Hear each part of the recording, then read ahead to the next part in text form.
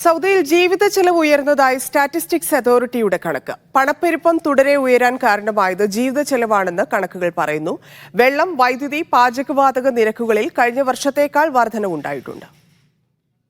പണപ്പെരുപ്പത്തിന്റെ കണക്ക് പറയുന്ന statistics authority റിപ്പോർട്ടിലാണ് പ്രധാനപ്പെട്ട കാര്യങ്ങൾ ചൂണ്ടിക്കാട്ടുന്നത്. 2023 ജൂണിൽ 2.74% പണപ്പെരുപ്പം. അത് ഈ വർഷം 1.50% കുറഞ്ഞിട്ടുണ്ട്. എന്നാൽ പ്രവാസികളെ അടക്കം നേരിട്ട് ബാധിക്കുന്ന സൗകര്യങ്ങളിൽ ചിലവ് കൃത്യമായി വർദ്ധിച്ചിട്ടുണ്ട്. വെള്ളം, വൈദ്യുതി, പാചകവാത നിരക്കുകൾ വർദ്ധിച്ചു. ഇക്കാര്യം സ്റ്റാറ്റിസ്റ്റിക്സ് അതോറിറ്റിയുടെ കണക്കുകളിൽ വ്യക്തമാണ്. ഇവയിൽ മുൻ വർഷത്തേക്കാൾ 8%-ലേറെയാണ് വർധനവുണ്ടായത്. കഴിഞ്ഞ വർഷവും വർദ്ധിച്ച അതേ ചിലവുകളാണ് ഈ വർഷവും കൂടിയതെന്നത് ശ്രദ്ധേയമാണ്.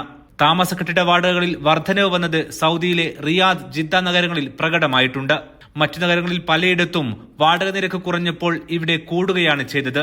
വിവിധ പദ്ധതികളിലേക്ക് ജോലിക്കായെത്തിയവർ വർദ്ധിച്ചതോടെ ഡിമാൻഡ് കൂടിയതാണ് വാടക വർധനവിന് പ്രധാനപ്പെട്ട കാരണം. അതേസമയം മറ്റു പലതിലും ഈ വർഷം കഴിഞ്ഞ വർഷത്തേക്കാൾ ചിലവ് കുറഞ്ഞു. സൗദിക്കകത്തെ യാത്രകൾ, വിനോദ പരിപാടികൾ, വീട്ടിലേക്കുള്ള ഫർണിച്ചർ ഉൾപ്പെടെയുള്ള വസ്തുക്കൾ, വസ്ത്രം, പാദരക്ഷ, ആരോഗ്യം എന്നീ മേഖലയിലാണ് ചിലവിൽ നേരിയ കുറവ് വന്നത്. ഈ മേഖലകളിൽ 1 മുതൽ 3.5% വരെയാണ് ചിലവ് കുറഞ്ഞത്.